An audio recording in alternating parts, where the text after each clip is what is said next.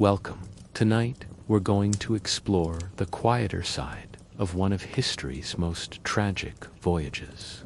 This is not a story about icebergs or headlines. This is about the heat of a kitchen no one saw, the musicians who played as the world shifted beneath them, and the fine dining rooms where laughter masked disaster. Take a deep breath, let your body rest. This is your time to slow down, maybe even drift off. If you enjoy these slow, quiet stories from the past, consider liking, commenting, or subscribing to join us again. Now, let's begin. Tonight's journey starts deep in the belly of the Titanic, not in the ballroom or the staterooms, but in the galley. You'll meet the cooks, the bakers, the men who fed over 2,000 people every day. You'll feel the endless hours, the social barriers, the cramped bunk sand, the terrifying final night when duty didn't stop, even as the ship began to sink. Then, you'll hear the story of a band, gentle music, steady hands, and a promise kept until the very end. You'll follow the ghostly remains beneath the Atlantic, forgotten shoes, rusted china, and a ship still holding secrets.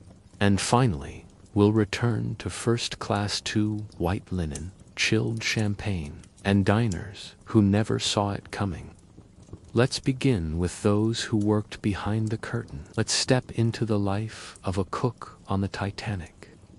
Not the sharp cold that people remember from the night Titanic went down, but the heavy, clinging heat that filled the lower decks. Not from the boilers, that was deeper still.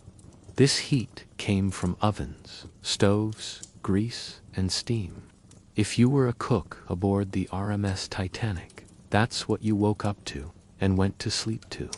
If you slept at all, you didn't board the Titanic for luxury that belonged to the passengers. You boarded with a uniform and an assignment.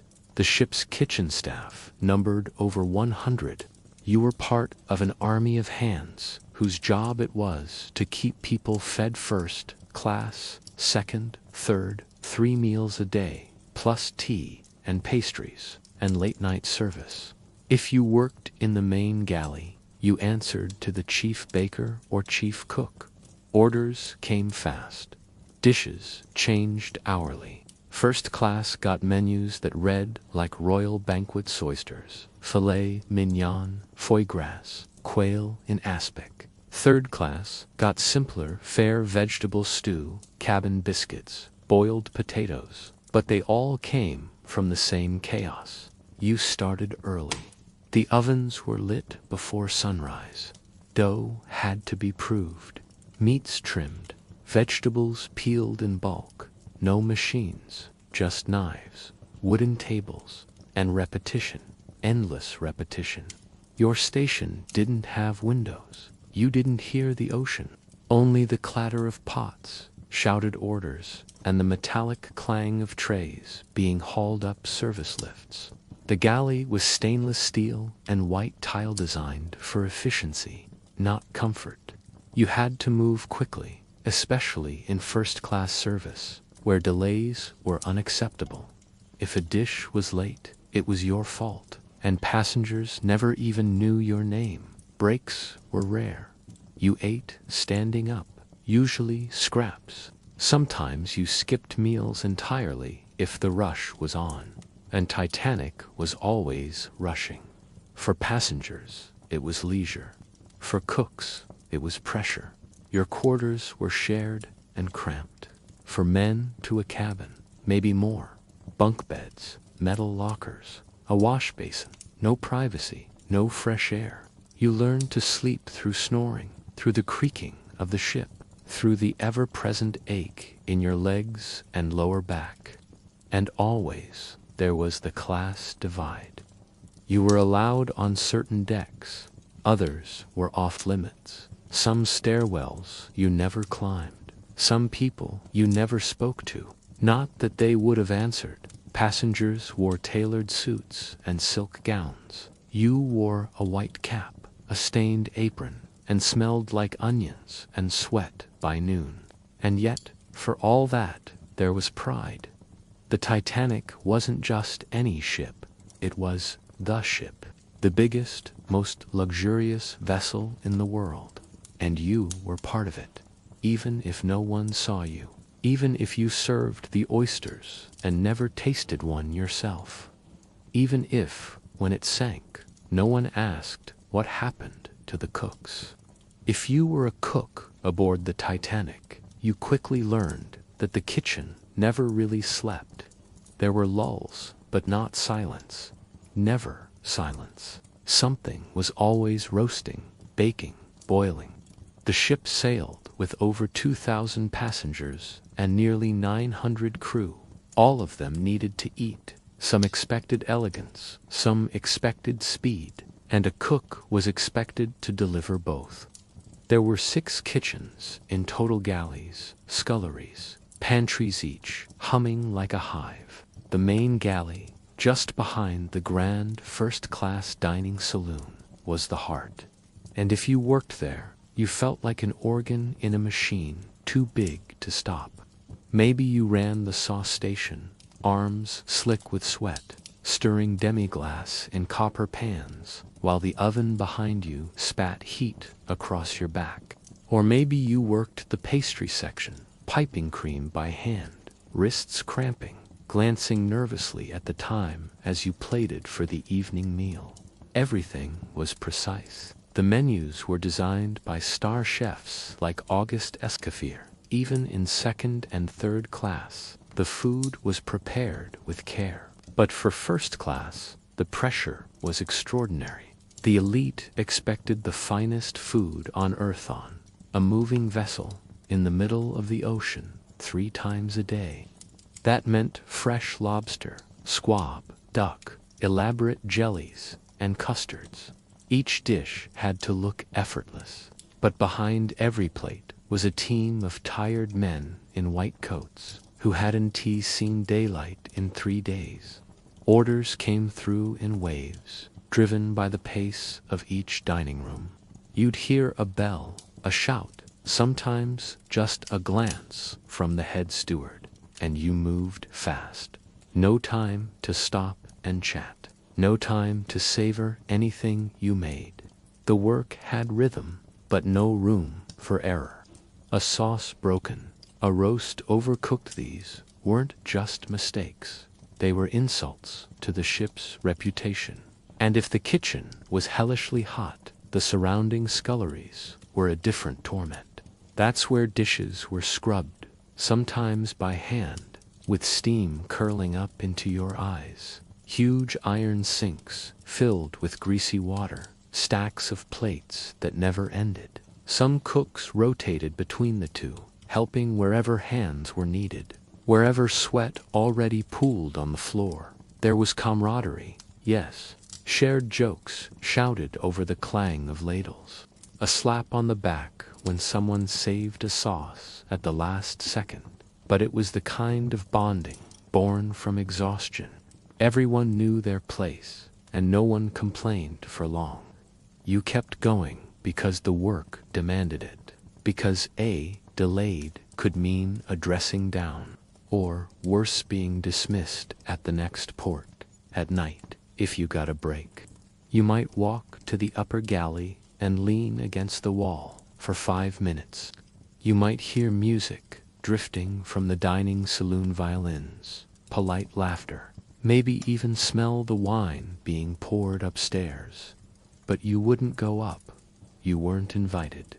Your work was here, where the fire never stopped. After the final trays were wiped down and the last pots scraped clean, you might think a cook aboard the Titanic could finally rest. But rest was relative. If you were one of the many galley staff or assistant cooks, your day didn't end with dinner. There was always prep for the next meal. Bread to be proofed, stock to be set, inventories to be checked. And if, by some miracle, you did find yourself without a task, you trudged back to your bunka space that barely qualified as a room. Below the waterline, Nestled between the roar of the boilers and the hum of the machinery were the crew quarters. For cooks and kitchen assistants, the spaces were tight, dark, and warm. Long rows of metal bunks stacked 3 high, barely wide enough for a grown man's shoulders. You slipped into your assigned slot and hoped the person above you wasn't a snorer. There was no privacy, no real quiet, just the closeness of other tired bodies and the constant vibration of the ship's engines under your spine. Cooks were part of the victualling department, a term that sounded noble but included everyone from stewards to scullery boys. You shared space and status with dozens of others, all of you essential to the daily functioning of the ship, yet distant from the luxury above. Your uniform might be clean, your apron pressed, but once your shift ended, you disappeared behind the curtain of class and hierarchy that defined every inch of the Titanic. And that hierarchy was impossible to ignore. There were 3 classes on the Titanic, and they didn't just define passenger experience. They shaped how the crew interacted with the ship and with each other. First-class passengers dined on filet mignon while you prepared it. They drank champagne chilled in silver buckets while you scoured pots in hot water stained with grease. Even among the crew, there was rank. Chief stewards and head chefs had private quarters, sometimes even with wash basins. You had a shared toilet down the hall, and if the water pressure held, you might get 5 minutes under a cold tap. Meal breaks for cooks weren't leisurely affairs. You didn't dine on the dishes you prepared. Your food came from the crew, galley simple, functional, filling, bread, broth, maybe stewed meat if it was a good day. You ate fast, you didn't linger. There was always something coming up. Someone always needed something. A pot refilled, a tray fetched, a midnight snack ordered by a wealthy insomniac on B-deck.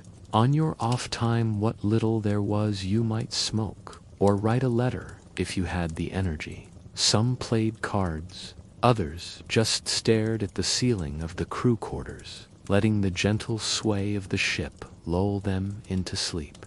No one talked much, not because they weren't friendly, but because the exhaustion ran too deep. You'd wake up hours later, disoriented, unsure if you'd slept through your shift, and then it began again. But the hardest part wasn't the heat or the long hours. It was knowing how close you were to a world you could never touch. You saw it every day, the chandeliers, the crystal, the laughter spilling out of the first-class salons. You brushed shoulders with passengers who wore gowns worth more than your yearly pay. You watched children race down polished hallways, their shoes clicking like applause. And yet you were invisible.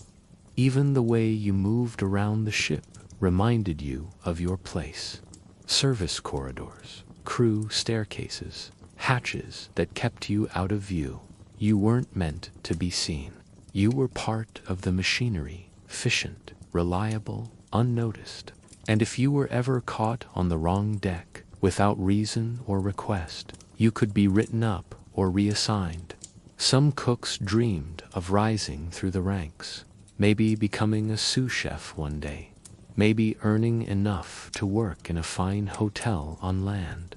But many knew this was a paycheck, a bunk, a place in the floating hierarchy.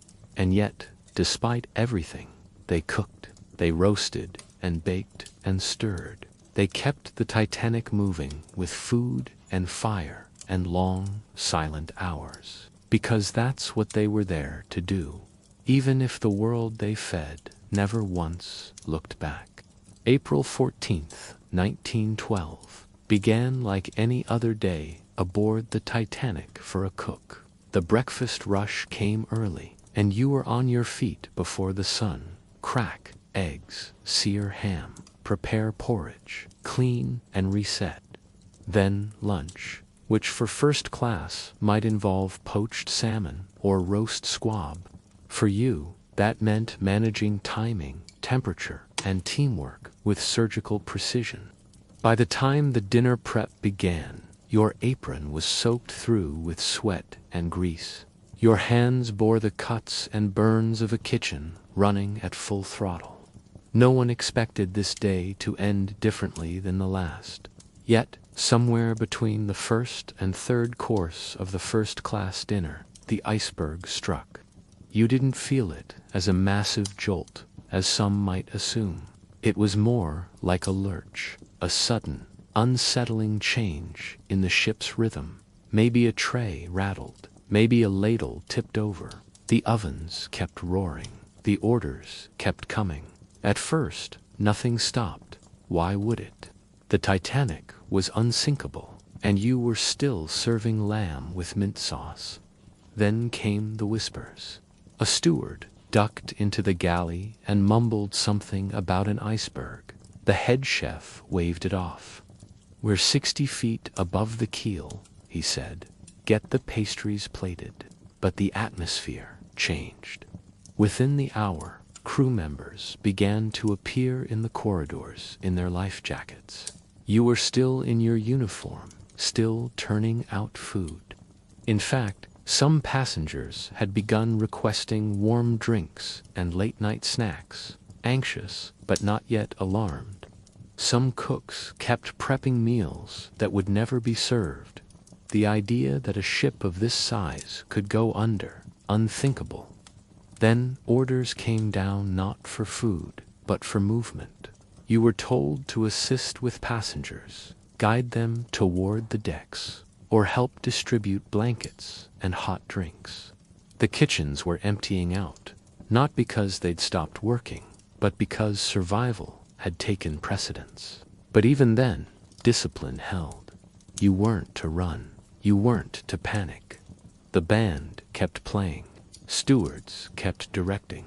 And you, if you were a cook, might still be asked to fetch hot tea for a shivering woman on a deck.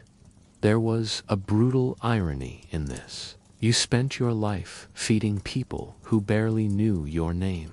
And now, in the ship's most desperate hours, you were expected to serve one final time. Many cooks went below again, there because they were ordered to, or because that's where their assignments were. Some tried to gather valuables, others simply wanted their coats. A few, perhaps, hoped the danger had passed. The passageways grew colder, the air dampened, doors were harder to open. Footsteps echoed differently. Some never came back up. It's estimated that of the Titanic's 60-plus kitchen staff, including bakers, chefs, butchers, and scullery workers, the vast majority perished. Few were given space on lifeboats. The cooks weren't priority evacuees. They weren't the women and children of first class. They were laborers, essential during service, invisible during disaster. Yet not all were lost without a fight. There are reports that Charles Join, the ship's chief baker, organized his staff to throw bread and provisions into lifeboats. He himself gave up his seat and helped others board. Eventually, he returned below deck, drank some spirits for warmth, and later survived the freezing water and extreme rarity. He floated for hours, possibly thanks to a combination of body fat, alcohol, and luck. But he was one of the very few. For most cooks, the story ended in silence. No grand finale, no orchestral swell like in the films. Just a cold corridor, a locked door, or a flooded stairwell. Some likely died, still wearing their aprons. Some might have tried to find each other, huddled in shared fear. Others stayed on task until the water reached the galleys. The last meal served on the Titanic was a midnight snack, sandwiches, and cocoa. It's likely that even as lifeboats were lowered, a cook somewhere was pouring broth into fine china. And that, perhaps, is the most haunting image of all, not the grand staircase, not the band playing nearer, my God, to thee, but the quiet death of the ones who fed the ship, the ones who kept it running below, who never dined in the salons, who never had a place on the promenade deck, and who never made it into the lifeboats. They worked until there was no more work to do. They fed the ship until the ship swallowed them whole. Before the sea turned cold and cruel, before headlines wrote their names in sorrow, the musicians aboard the Titanic lived in a rhythm of quiet dignity.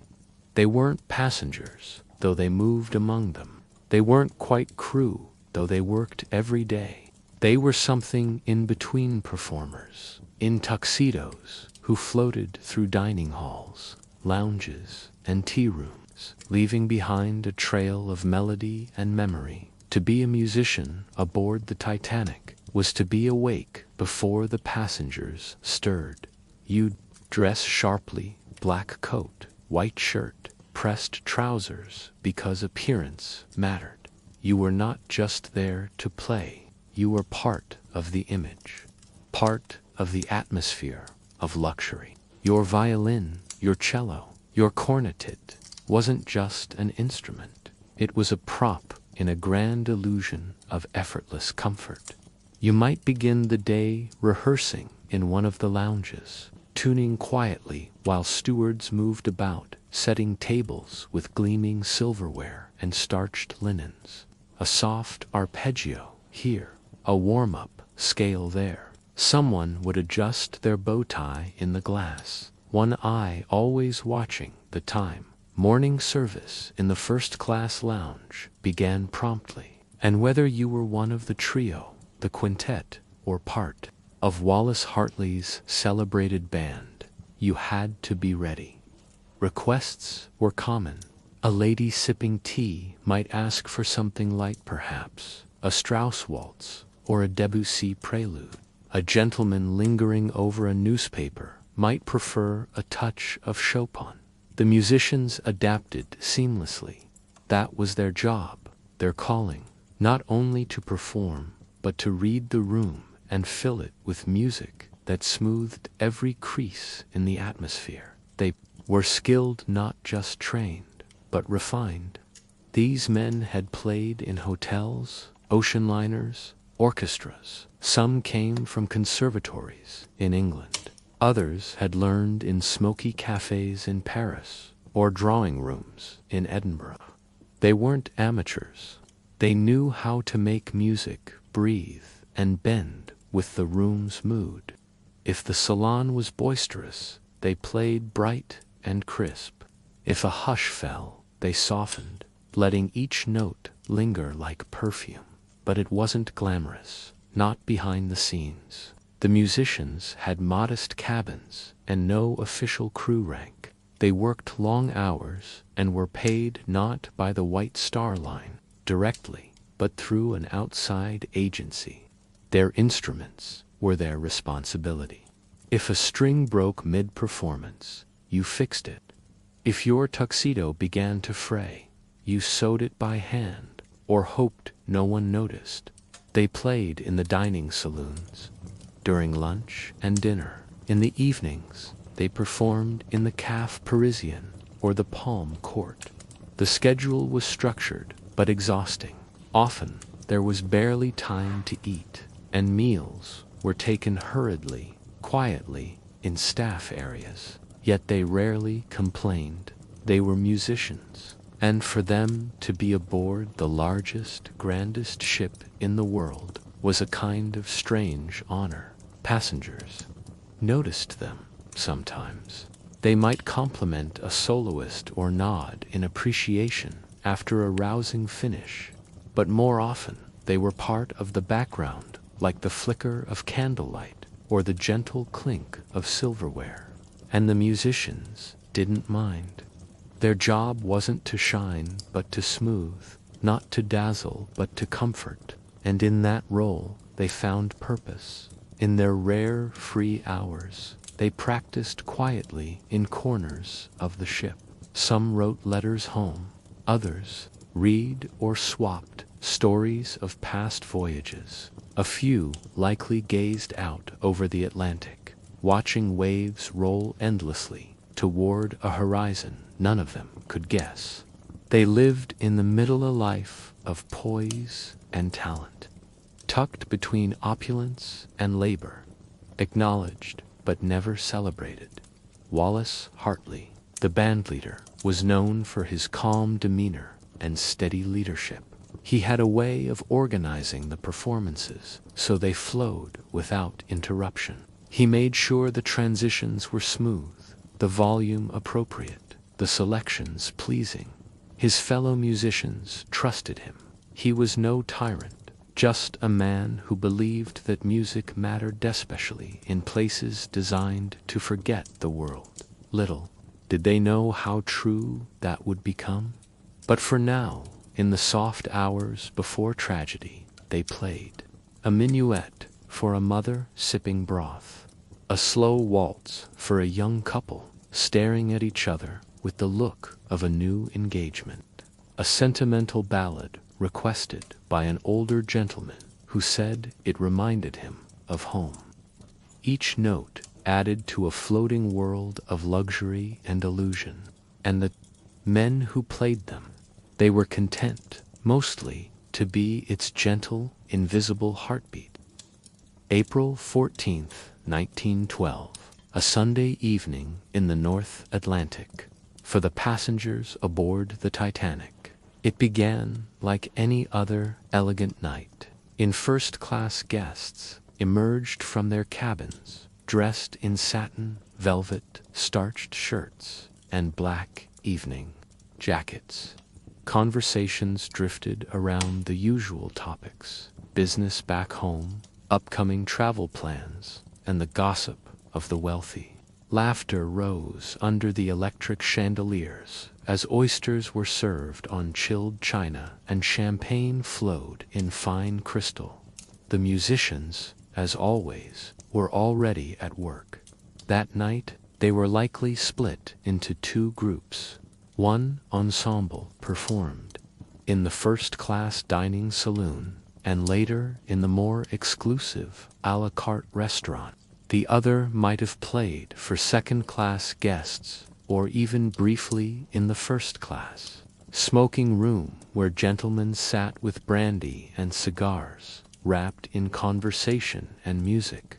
Requests were made throughout the evening: light classical pieces, popular waltzes, even a few sentimental ballads. These musicians knew them all by heart. They rotated seamlessly, adjusting tempo and style based on mood and company.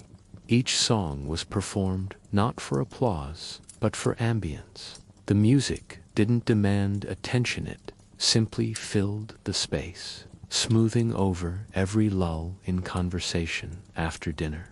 The band most likely gathered in one of the ship's music rooms, or in their quarters below deck to unwind. Perhaps they shared quiet jokes or discussed their next rotation. Someone might have tuned a cello or polished a bow. Outside, the cold air had grown sharper. The ship had moved into an unusually still patch of ocean. No wind, no swell. The sea was eerily calm. Then at 11:40 p.m., everything changed.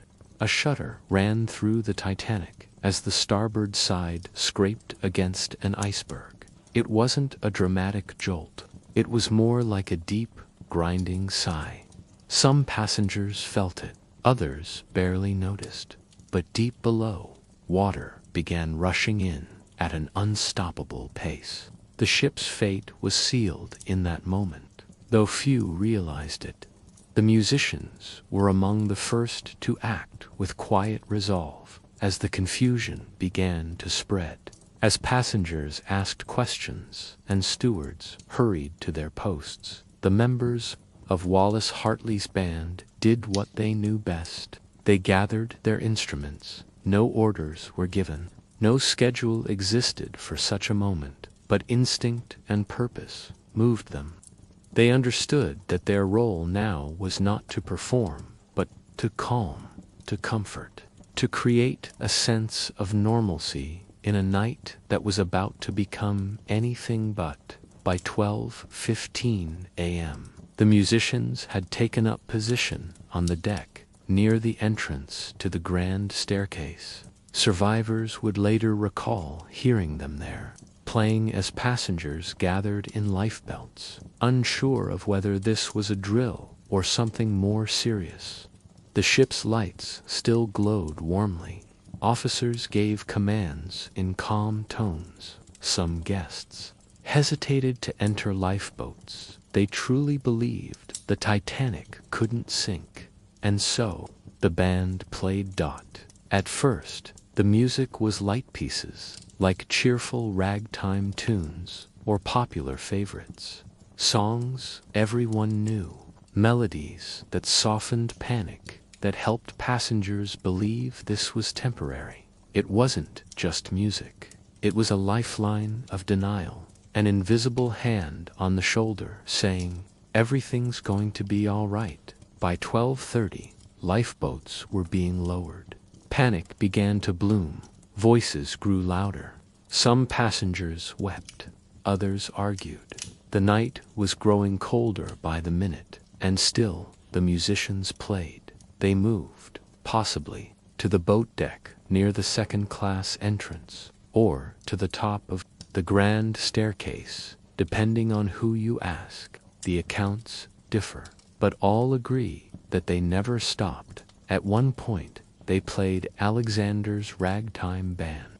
Later, possibly Song d'Automne. And, in the end, as the ship listed and tilted, passengers would recall one final song, possibly nearer, "My God, to Thee." Not played in fear or sorrow, but with grace, with calm, with resolve. By 2:20 a.m., the Titanic was gone. None of the musicians survived. Every one of them mate men in total chose to stay with their instruments rather than fight for a seat on a lifeboat. They weren't soldiers, they weren't captains, but in their final act, they showed a kind of courage that transcends uniforms and ranks. They played to comfort others, to slow the rising tide of fear, and in doing so, they became immortal, not because of the music, but because of the silence they filled. Long after the Titanic vanished beneath the icy Atlantic, long after headlines screamed and lists of the dead began to circulate, a quieter realization began to take hold. There had been music in the final hours, real music, played by real men, not from a phonograph or an echoing memory, but by hands and hearts that refused to abandon their purpose. But who were they? They weren't famous composers or celebrated soloists. These were working musicians, contracted, hired to perform aboard the Titanic by an agency called C.W. and F.N. Black, which provided musicians to transatlantic liners. Their job was considered respectable, but not glamorous. They performed light music for the upper classes and passed through the lower decks like whispers of elegance. At the head of the ensemble was Wallace Hartley, a 33-year-old violinist from Colne, Lancashire, in England. He had previously played on the Lusitania and had a reputation for professionalism and poise. When asked to join the Titanic's maiden voyage, Hartley hesitated. He was engaged to be married, but the offer was tempting. This was, after all, the most luxurious ship in the world. He accepted. Alongside him were Roger Brecu, the cellist, just 20 years old. French, raised in Monaco, he was bright, funny, and full of promise. Georges Crins, the Belgian violinist, soft-spoken and classically trained. John Wesley Woodward, another cellist, who had previously played for elite gatherings in Oxford. Jock Hume, the cheerful Scottish violinist with a sharp wit and a strong accent; Percy Taylor, the pianist; Fred Clark, who managed sheet music and possibly also played double bass; Theodore Brayley, a gifted pianist who once served in the military. Before pursuing music full-time, 8 men, each with their own story, each carrying an instrument aboard a ship bound for tragedy. They didn't travel as officers. In fact, due to the way the music company operated, they weren't technically part of the Titanic's crew either. They were paid as subcontractors, and, as such, their status in the ship's records was ambiguous. This would lead to heartbreaking consequences for their families later. Their quarters were modest, shared, likely cramped. They rehearsed in odd corners. They followed a schedule, but were expected to be available whenever needed: morning tea, afternoon promenade, evening dances, late-night lounge sessions. Always smiling, always ready. But when disaster struck, they weren't expected to stay. They weren't trained for emergencies. No one would have blamed them for setting down their instruments and seeking refuge. They had no command, no weapons, no duty beyond the last note, and yet they chose to remain. When Wallace Hartley gathered his musicians, it wasn't under any formal order. It was under conviction, the conviction that they could offer more than music. They could offer steadiness in the face of fear. News of their final performance spread slowly at first. Survivors told the story again and again of hearing the melodies floating across the cold air, of the strange comfort it brought, of the disbelief that the music continued even as the ship tilted and groaned. By the time the Carpathia reached New York with the survivors, Hartley and his band had become symbols, not just of the Titanic's tragedy, but of grace under pressure, of human dignity in its purest form. And then came the grief in Hartley's hometown. The news of his death struck like a thunderclap. When his body was recovered 2 weeks later by the Macabinet, one of the few that was, he was still dressed in his band uniform. A music case was found nearby. His violin was missing, presumably lost to the sea, or so everyone thought. His funeral in Cologne was attended by over 1,000 people. Streets were lined with mourners, and as his casket passed through the town, musicians played solemn hymns, not ragtime, not waltzes, just music, for a man who had given his life to it. In later years, plaques were placed, memorials erected, streets named, and still the silence around the men remained. For decades, some were denied compensation because, technically, the musicians weren't crew members. Others faded into history with little more than a name etched on a stone. But the silence doesn't erase the sound that carried over the water as panic set in, the sound that lifted hearts and slowed tears, the sound that, for a brief moment, reminded those on board of beauty of civilization, even in chaos. 8 men, 8 instruments, 8 last songs. We remember them, not for the music alone, but for the stillness they offered in a storm of fear. Their names may have slipped from memory, but the melody they left behind never truly stopped playing. In the final moments of Titanic's descent, the night sky was impossibly still. The stars above shimmered with indifference, and the sea was a vast black mirror, disturbed only by screams, splashes, and the low groan of a dying ship. Amid all of it, against the rising panic and failing light, there was still music. Exactly what that final piece was has been debated for over a century.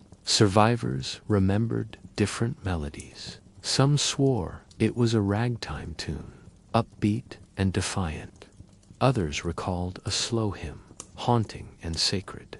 But the version that held in collective memory, perhaps because it felt the most fitting, was the hymn Nearer, My God, to Thee.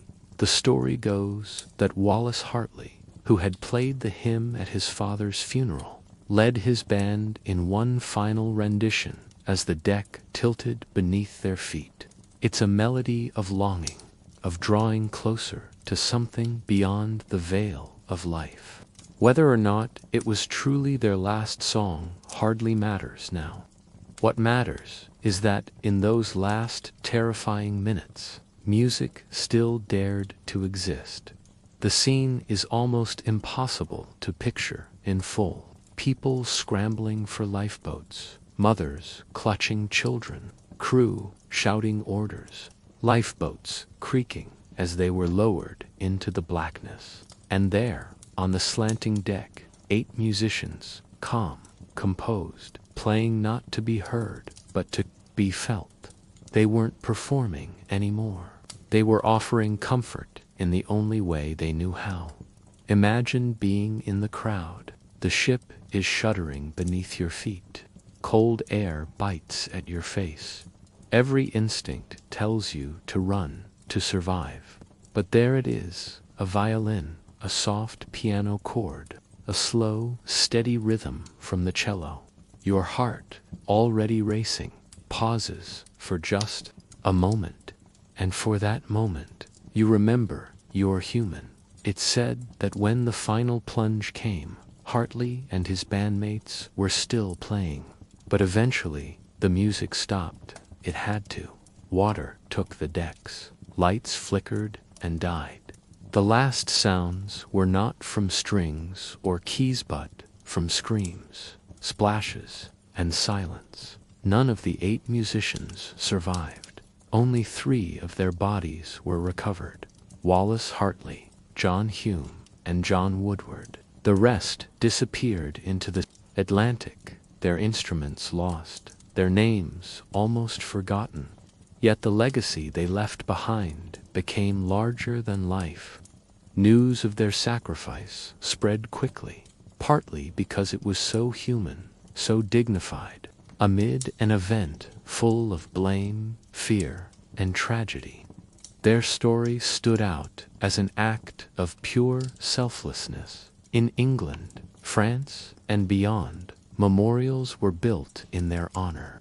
A plaque in Southampton, a statue in Hartley's hometown, a music room named for them in Liverpool.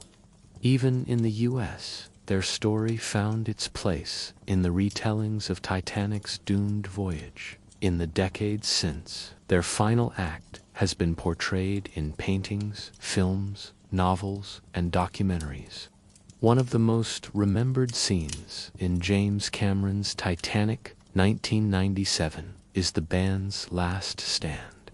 As the ship tilts and chaos unfolds, Hartley says quietly, "Gentlemen, it has been a privilege playing with you tonight." Then the music begins, again soft, solemn, and defiant.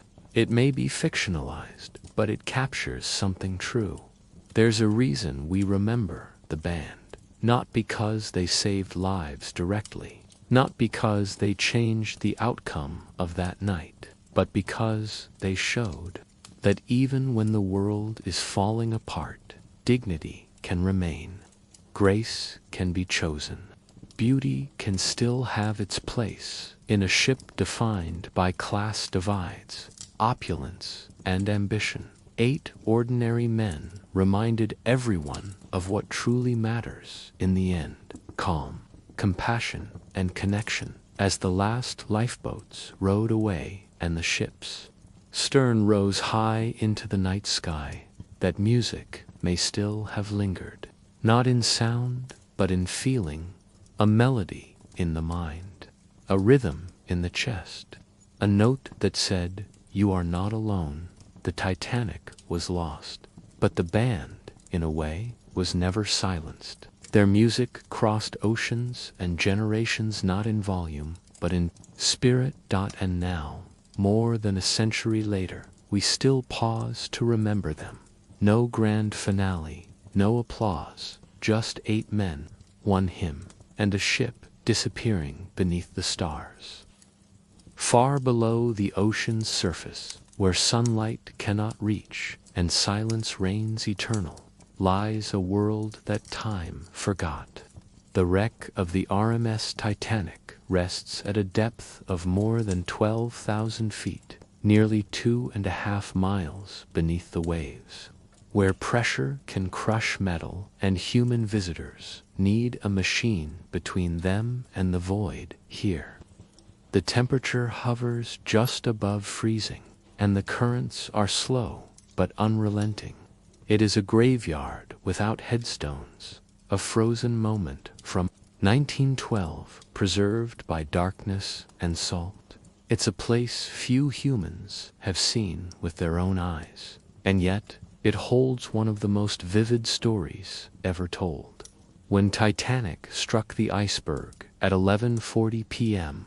on April 14, 1912, it took just over 2 hours for the mighty ship to break apart and sink. By 2:20 a.m., it was gone from the surface. But its story didn't end there. The wreck fell in 2 parts, the bow plunging almost straight down, slicing through the water like a javelin, while the stern corkscrewed, breaking apart violently before it hit the ocean floor. For over 70 years, the wreck remained hidden. The exact location was a mystery, known only to the sea. Survivors could describe where the ship went down, but the technology to find it didn't exist until 1985. That's when oceanographer Dr. Robert Ballard and his team discovered the Titanic, using remotely operated cameras and deep-sea sensors. They weren't even looking for the ship at first.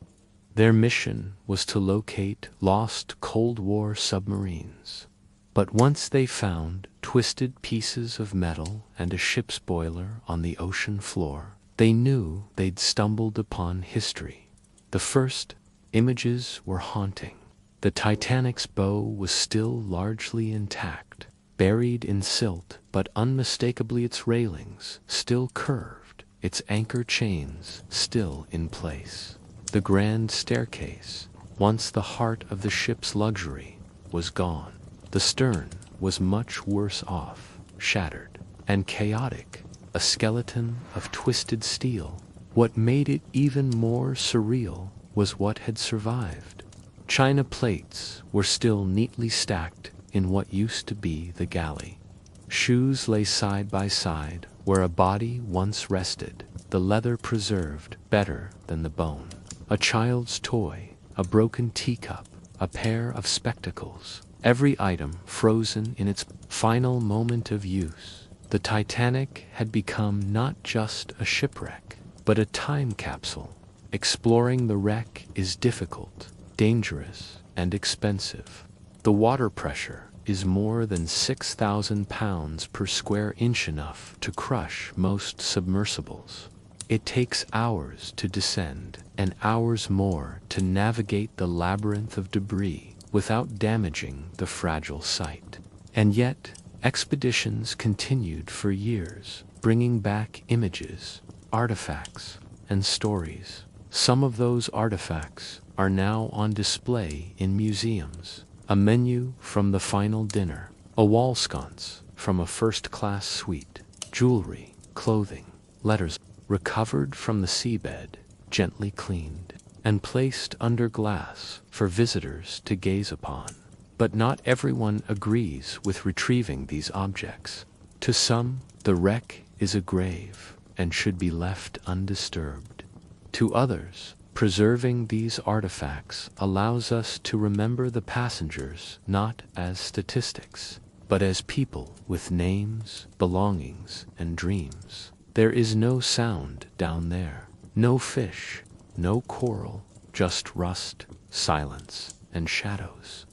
Titanic is slowly disintegrating, eaten by salt and bacteria that consume the iron.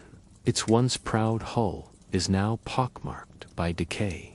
Over the next few decades, it may collapse entirely. The ocean is reclaiming it inch by inch. Still, it haunts us, the site of the grand anchor chain. The promenade deck, now teeming with rusticles dripping, formations of bacteria and iron. The broken grand piano, with only its metal frame remaining. Each image feels like a whisper from another world, a reminder of how fleeting even the greatest creations can be.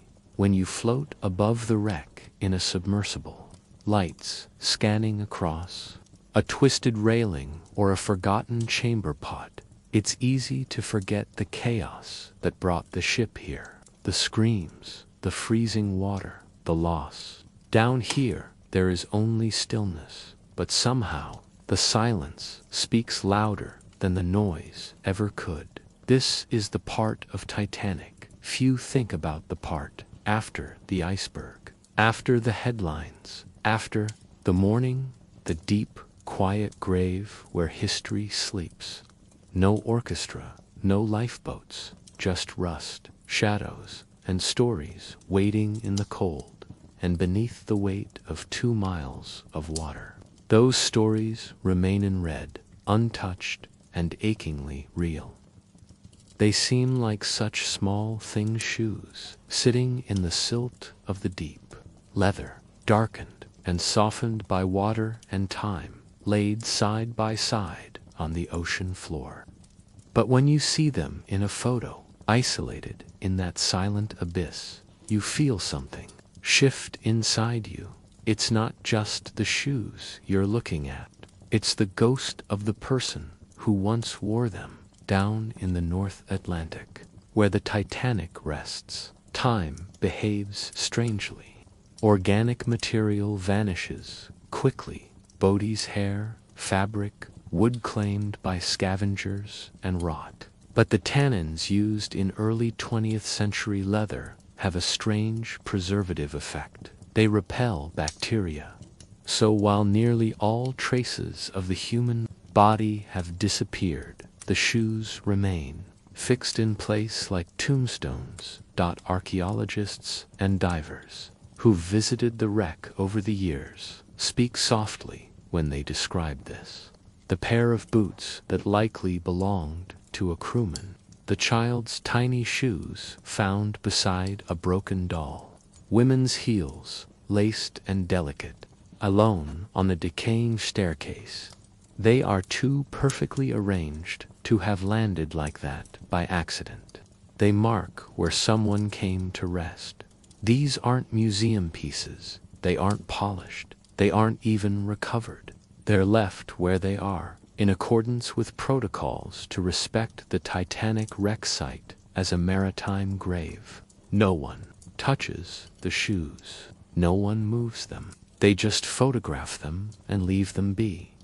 To many, the image of those shoes is more powerful than any list of names or artifact in a glass case, because in those worn soles and broken laces, you can imagine the person who wore them, not just what they looked like, but what they hoped for, what they feared, how it ended. There's something uniquely human about footwear. It molds to our steps. It holds the imprint of where we've been. And in the case of Titanic, it's all that remains. Of over 1,500 people, their stories gone, their voices silent, but their final footsteps frozen beneath the waves. One famous image shows a pair of men's boots, slightly apart, resting just beside what's believed to be a leather satchel. The boots are upright, not tossed or scattered. Experts believe the body that once wore them lay there long enough for the decomposition process to begin before being carried away by currents or marine life. The boots were heavy. They stayed. Beside them, a single spoon lies in the silt. Each of these moments, the spoon the satchel, the shoes, is like a sentence from a book we'll never get to finish. We can infer what happened, we can guess, but we'll never be entirely sure. And maybe that's what makes it so haunting. These aren't just remnants of a wreck, they're fragments of lives interrupted. As time passes, fewer and fewer expeditions are made to the Titanic site. The cost is astronomical. The ethical questions grow more urgent, and the ship itself continues to decay. In 2019, explorers discovered that the captain's quarters, once surprisingly intact, had collapsed. The roof caved in, the walls buckled, furniture disappeared into the mud, rusticles, those icicle-like formations of bacteria, and rust are slowly consuming everything. Even the shoes will one day dissolve. That gives their presence a kind of urgency. While they last, they remind us that the Titanic wasn't just a ship. It was a collection of human moments, people en route to new lives, people doing their jobs, people falling in love or running from something, or dreaming about a better future. We often tell the story of Titanic in terms of grandeur, the opulence of the first-class cabins, the engineering marvel of its engines, the elegance of its staircase. But down in the dark, all of that fades. What's left are the small things: a comb, a boot, a suitcase, a child's shoe. Come big emotions, grief, reverence, awe. There's no marble monument at the bottom of the ocean, no plaque, no names chiseled in stone, just the gentle shape of a leather soul, half buried in sand, whispering across a century. I was here, I mattered. In that sense, the Titanic still speaks, not with its hull or its history books, but through its silence and its shoes, through the scattered remains of lives that were never meant to end that night, through the stillness that tells us more than any explosion or scream ever could. It's easy to forget, when staring at grand wreckage, that tragedy is made of little things, and sometimes it's those little things that stay with us the longest. The water was calm that night, eerily calm. Survivors described it as a black mirror stretching in every direction. No waves, no wind, just the sharp stars above and the cutting cold below. The temperature of the North Atlantic hovered just below freezing at about 28 degrees Fahrenheit or -2 degrees Celsius. Salt water freezes at a lower point than fresh water, which meant the sea remained liquid.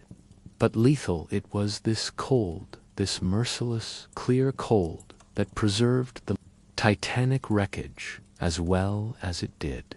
When the ship split and sank over 2 miles to the bottom of the ocean, the pressure was immense, but so was the stillness.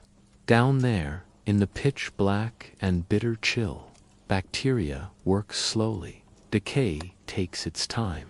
The cold suspends everything, as if the past has been cryogenically locked in place. The wreck was discovered in 1985 by oceanographer Robert Ballard and his team. What they found stunned the world. The Titanic wasn't intact. It had broken in two. The bow and stern were separated by about 600 meters. Between them, scattered across the seafloor, lay the ship's guts: boilers, pipes, china, a chandelier, shoes, combs, eyeglasses, everyday things, human things. The cold had cradled them all, in silence. One of the eeriest aspects of the Titanic wreck is how well the structure of the ship, particularly the bows, preserved. The railings still curved along the deck, the anchor chains still rested in their grooves. In some spots, wallpaper patterns were still faintly visible on the walls of cabins. Even wooden trim, which should have disintegrated long ago, remained in some protected pockets. This wasn't a crumbled ruin. It was a time capsule. And yet, despite that preservation, the site is not immune to change. Every expedition brings back news of deterioration, new collapses, new breakages, new erosion. Rusticles continue to grow, and their bacterial colonies eat away at the iron. The grand staircase, once the pride of the ship, has almost entirely vanished. And soon, perhaps within decades, the wreck may collapse into an unrecognizable heap. But still, for now, there is structure, there is memory, there is the stillness of the deep. The cold that helped preserve the wreck also tells another story, the story of those who entered it alive when the Titanic sank. Those who made it into lifeboats drifted in that same freezing water, watching, waiting, hoping. But for the more than 1,500 who did not make it to the boats, many entered the sea directly. They were pulled under by suction or thrown into the dark. The cold hit their bodies instantly. The average life expectancy in such water was only about 15 minutes. Muscles seized, breathing became ragged, heart rhythms failed. For many, the cold was what killed them, long before drowning did. It is estimated that only a few died from direct trauma during the sinking. The majority succumbed to exposure, and the North Atlantic, in all its quiet beauty, became a vast, frozen grave. The sea took their warmth, but in its own strange way, it gave back something else: preservation, not of the people, sadly, but of their passage, their stories, their echoes. There's a kind of poetry in how the same cold that killed so many also kept the memory of them from vanishing. The freezing temperatures acted as a curator of sorts. It held the debris in suspended animation, untouched by currents, buried in soft marine snow, waiting for someone to come looking. And someone did. The deep-sea submersibles that explored the wreck in the 1980s and beyond had to withstand enormous pressure and pitch darkness. Their lights pierced through the black to illuminate scenes untouched by light for nearly a century. They found porcelain dishes still stacked neatly, a sealed bottle of champagne, a pair of spectacles resting beside a book. Time hadn't just paused, it had whispered. And in that whisper, we are reminded, history doesn't disappear. It waits. It waits beneath the waves, beneath the dust, beneath the noise of the present. It waits in cold silence until someone, somewhere, listens again. The Titanic's wreck is no longer just a disaster site. It's a place of remembrance, a sacred resting ground, and the cold that surrounds it. That's not just a temperature, it's a kind of reverence. It's the ocean's way of saying, this mattered.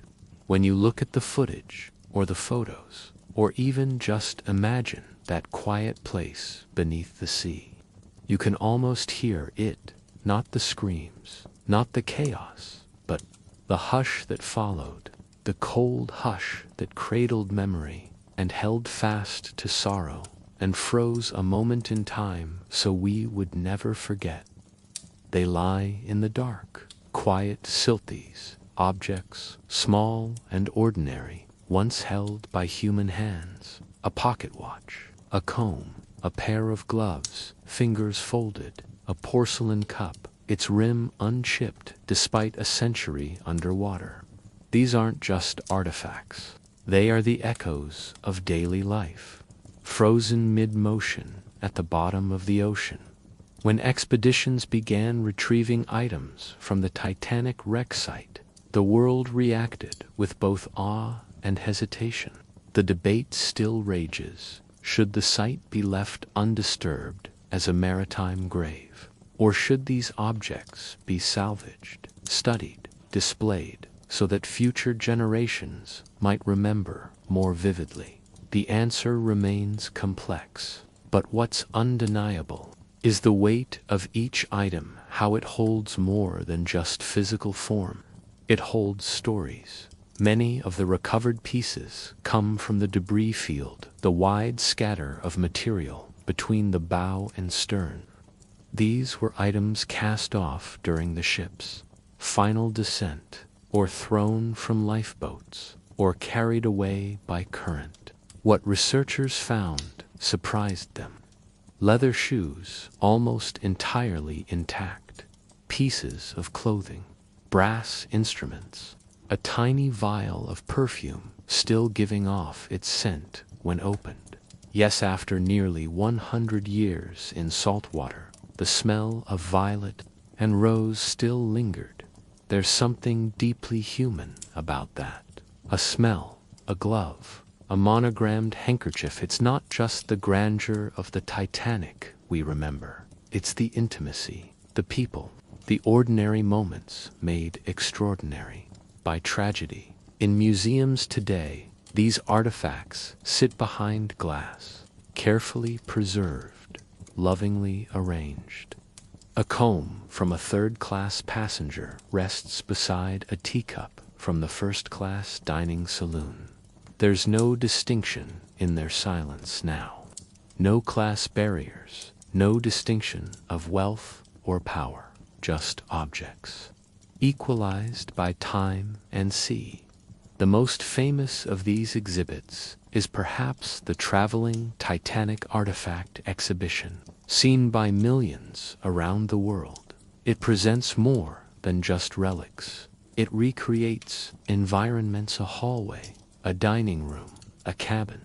Visitors walk through replicas while listening to soft string music and survivor testimonies. The lights are low, the voices hushed, and the temperature is kept cool to simulate the chill of the Atlantic air that night.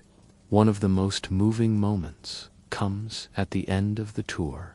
You're given a card at the beginning, boarding pass, with the name of an actual passenger. At the exit, you check the wall to see if your name is among the saved or the lost. It's a quiet, powerful way to remind visitors that behind every recovered comb or button or plate was a life, a beating heart, a dream interrupted. And even now, the ocean offers up more. Every few years, new technology allows deeper, more detailed exploration of the wreck site, high-definition scans, photogrammetry, remotely operated vehicles with robotic arms. The seafloor is mapped again, and each time, new pieces come into focus. A letter case, a child's toy, the frame of a deck chair. They emerge from the sediment like ghosts, waiting for light. But not all artifacts are physical. Some are digital now. The footage itself, the slow, drifting videos of the wreck, is part of the story. So are the sonar scans, the 3D models, the whispered interviews of survivors recorded decades ago. All of this, too, is memory, preserved in a different form, not behind glass, but behind screens, not in water, but in wires. And perhaps the most lasting souvenir of the Titanic isn't a shoe or a comb. It's the way it changed us. It marked a moment in time when the world paused, when the illusion of unsinkability shattered. It was a tragedy wrapped in elegance, in innovation, in human hubris. And because of that, it continues to haunt us gently, like a fog that never fully clears. The Titanic's legacy has seeped into art, film, literature, and music. It's become a symbol.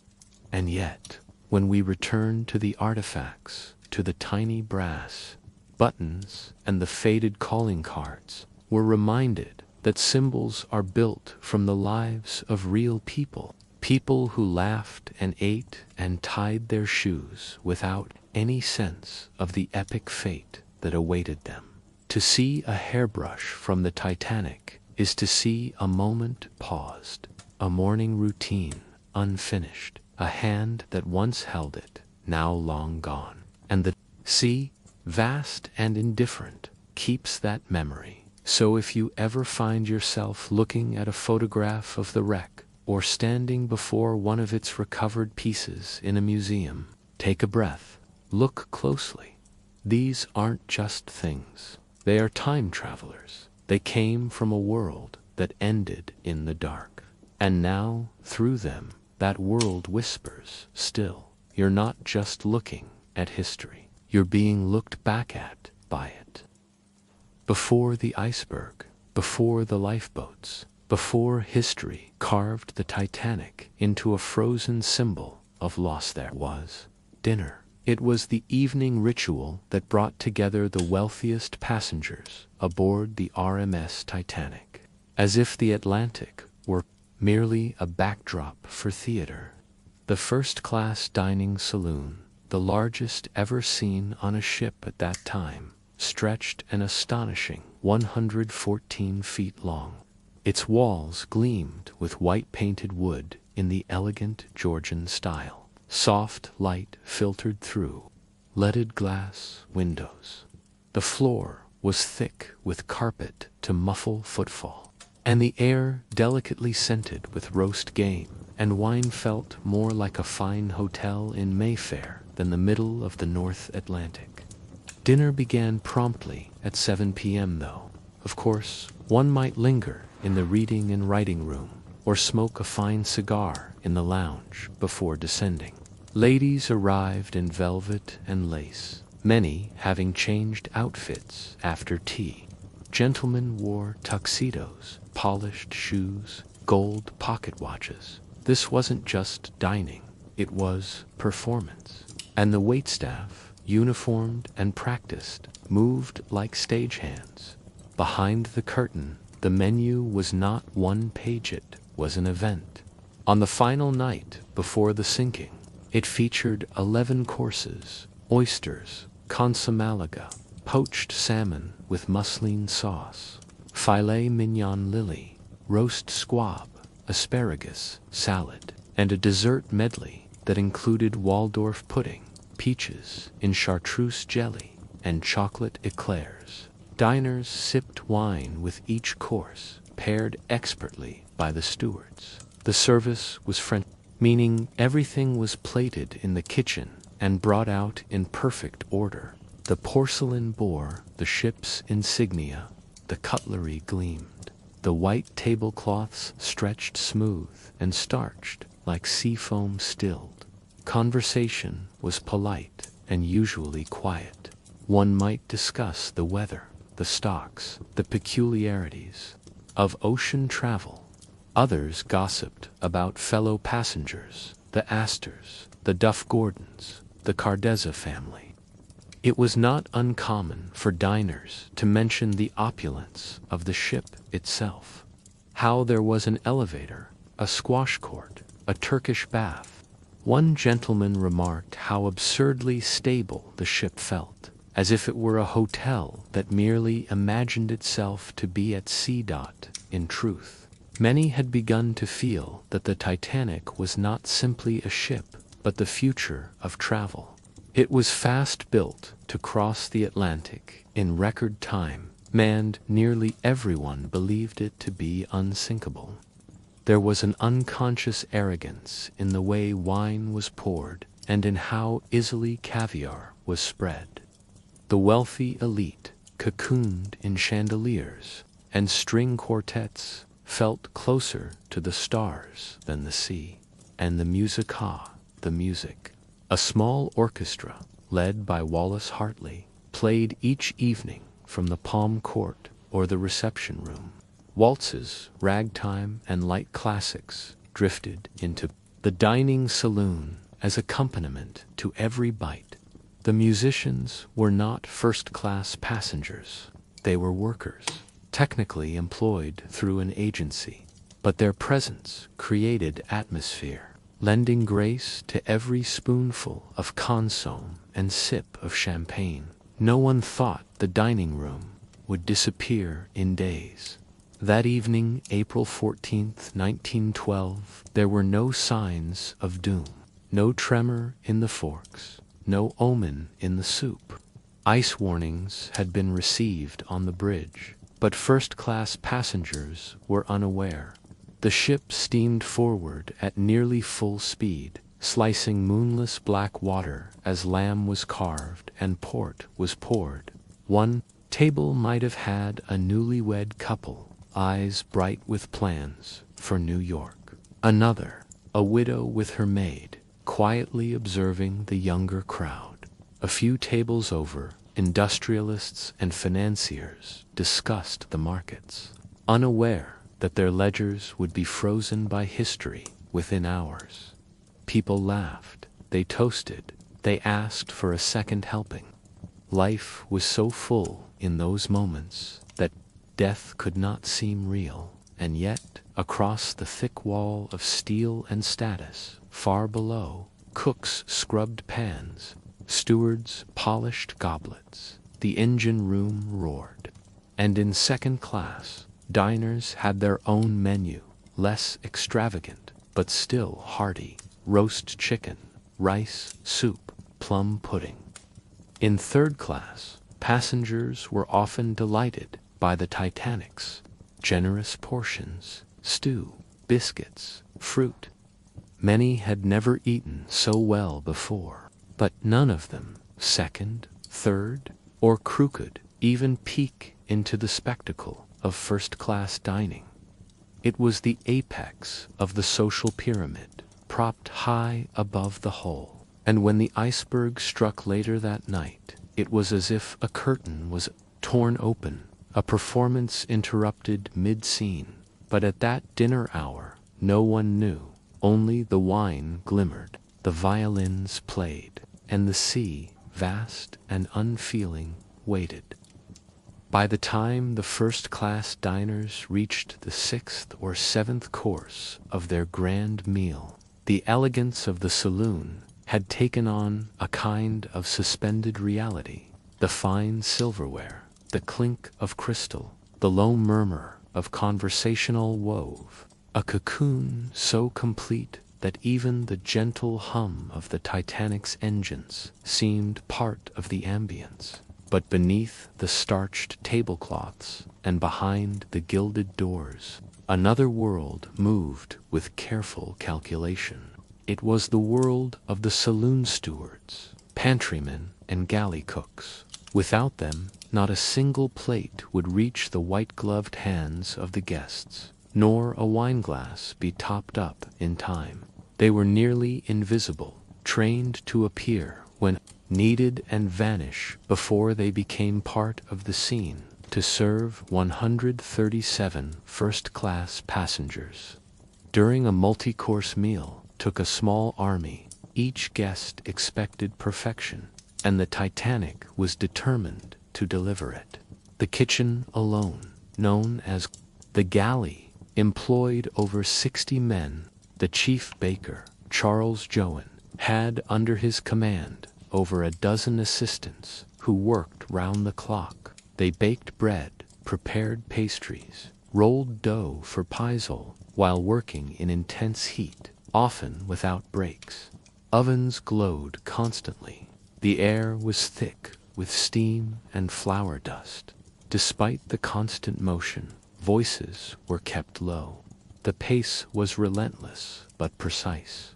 The servers in the dining saloon, many of whom were Irish or English, learned the exact order in which each course was presented. Timing was paramount. They memorized names, preferences, and even the seating chart. Certain passengers required special attention. Mr. John Jacob Astor might want his wine a touch cooler. Mrs. Duff Gordon preferred smaller portions. Children, such as the young Countess of Rothes' niece, were served simpler fare.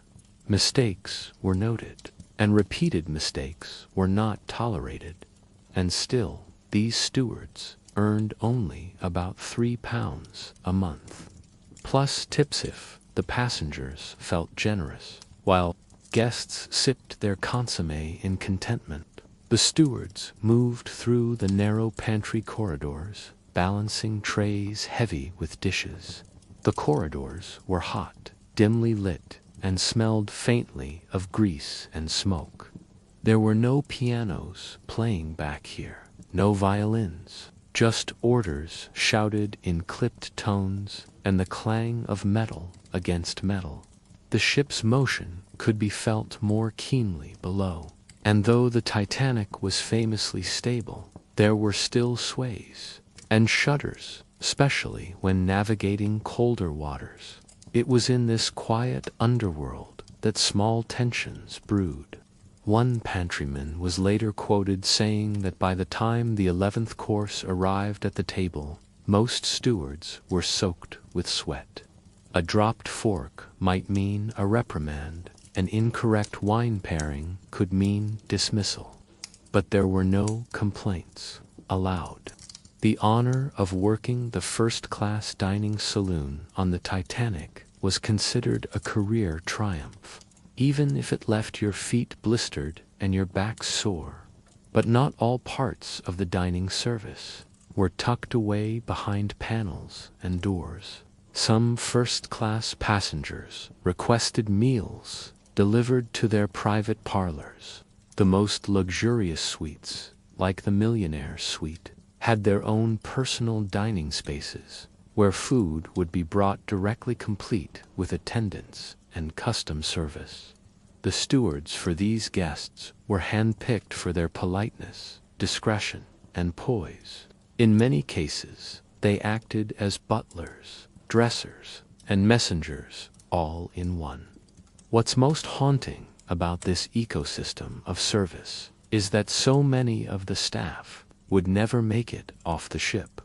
When the iceberg struck, many stewards continued their duties. Some helped passengers find life jackets. Others assisted women and children to the lifeboats. The head chef, Charles Proctor, returned to the kitchens to help feed those stuck below. Chief baker Joan perhaps miraculously survived, having been seen tossing chairs and boards overboard to act as flotation devices. He later credited his survival in the freezing water to the amount of liquor he had consumed, though how true that is remains uncertain. There's a strange, solemn beauty in imagining the contrast, just hours before the iceberg. These very men had been carving roast duck and polishing wine glasses. They had been sweating in the galley, folding napkins into fans, and scraping plates clean before the next course began. They had served luxury with silent precision, and soon many of them would die quietly without names recorded, having done their job until the very end. The guests, too, had no inkling. They had smiled at each other over chocolate eclairs, toasted the ocean voyage, and leaned back in their chairs while the music of Strauss filled the room. The disaster was nowhere in their minds. The ship was steady, the champagne was cold, the night was calm, and yet, beneath the tablecloth, something colder had already stirred. Dining on the Titanic wasn't simply about food. It was a ritual, a quiet performance of wealth and manners, of elegance and decorum, where each movement, every bite, every glance, every gesture was part of a greater, unspoken choreography. The a la carte restaurant and the first-class dining saloon stood as monuments to this performance. The restaurant, operated separately from the White Star Line, was modeled after the finest establishments in Paris and London. Run by the famed restaurateur Luigi Gatti, it offered a dining experience even more exclusive than the saloon. Here, passengers ordered from a menu of delicacies and paid extra for the privilege.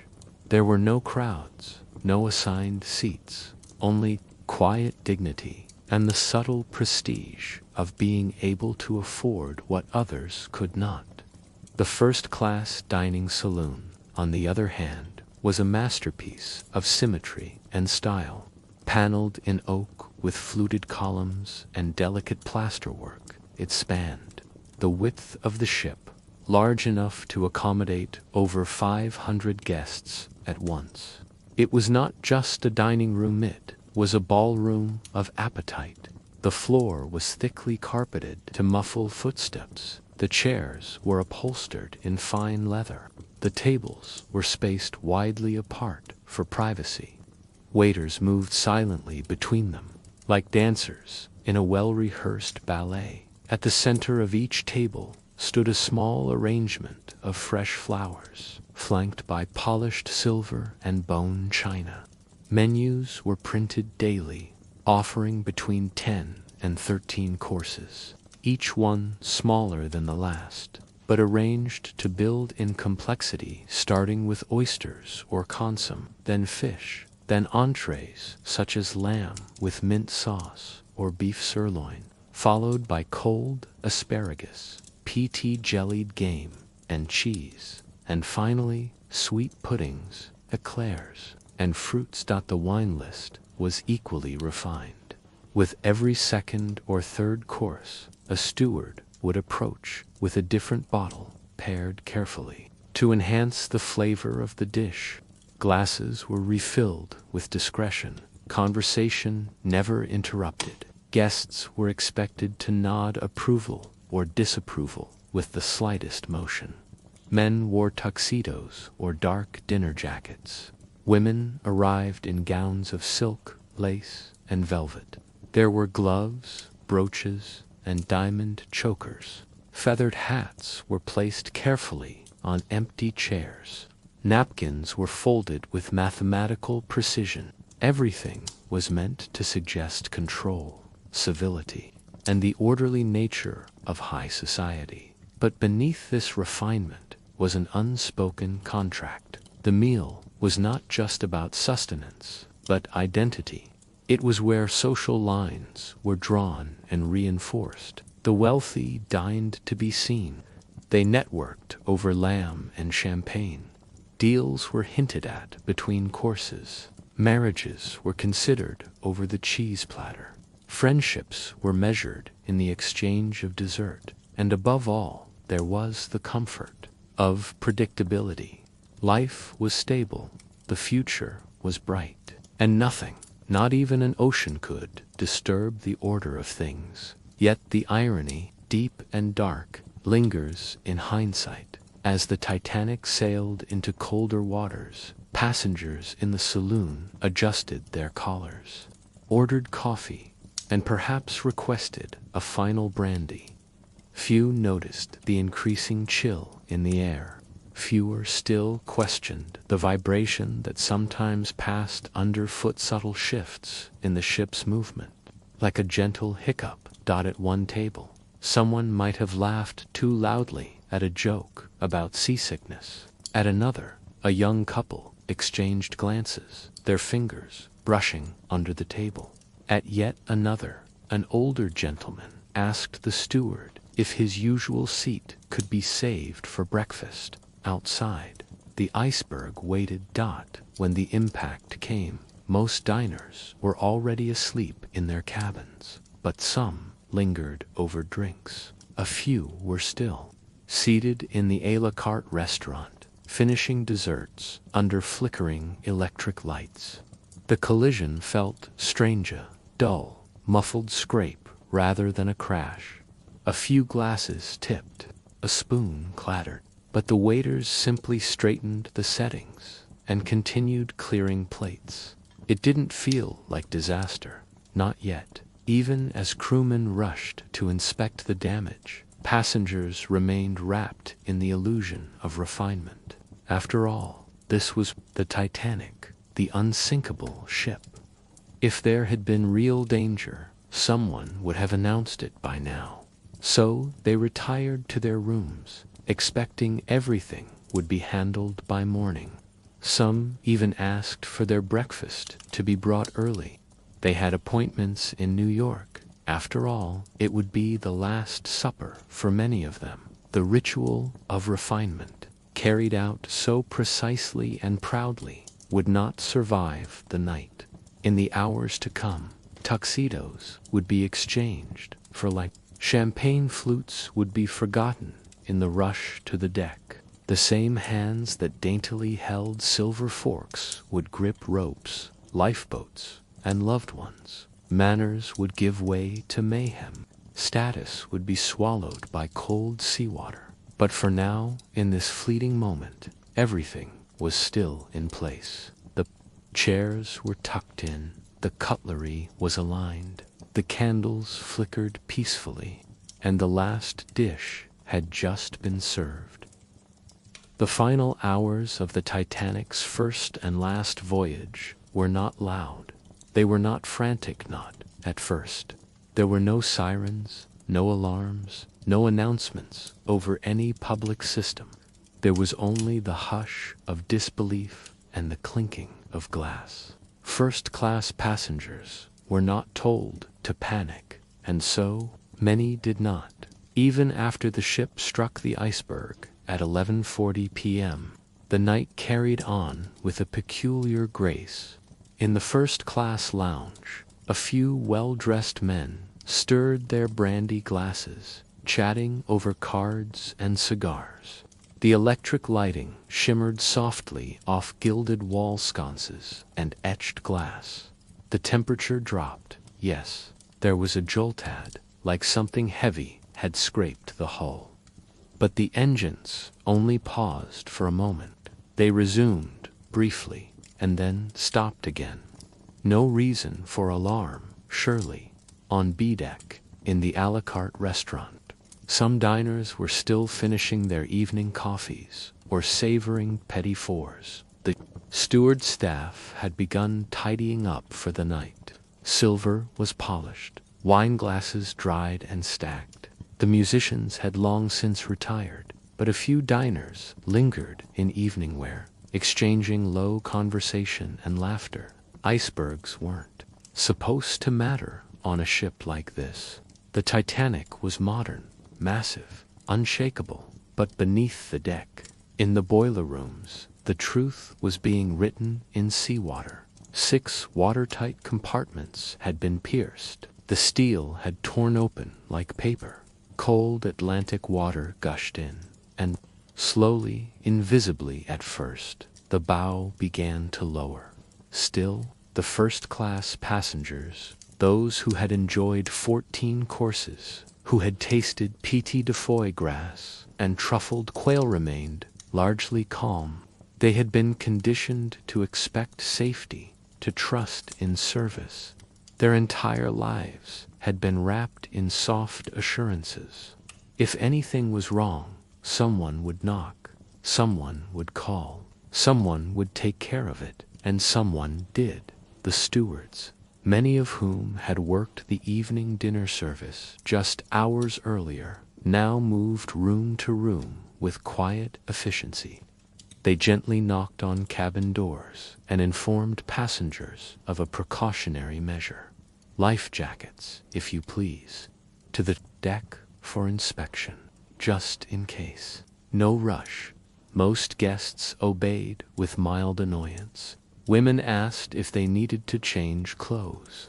Gentlemen refused the bulky vests until told twice. Some returned to their cabins for overcoats or evening scarves. Jewelry was not forgotten in the first-class smoking room. Businessman Benjamin Guggenheim reportedly dressed again in full formal attire.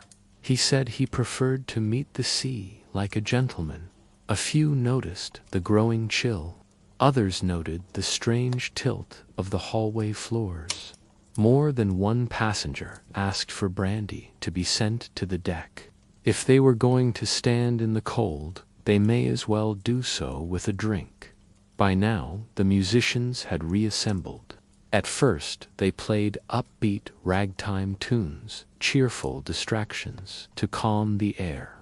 They positioned themselves near the stairwell or promenade, where first-class passengers might overhear them on the way up. The music drifted out into the night, graceful and absurd. Some say they played Alexander's ragtime band. Others recall song Dotnia. But the last song most commonly remembered, whether truth or legend, was the hymn Nearer, My God, to Thee. On the boat deck, lifeboats were being filled. Crew tried to enforce the women and children first rule, but confusion was mounting. Lifeboats left half full. Some refused to board, believing it safer to stay aboard the Titanic, the floating palace. No one could accept that this massive, glowing liner just hours earlier, the site of laughter and oysters, could actually disappear beneath the waves. But it could, and it did.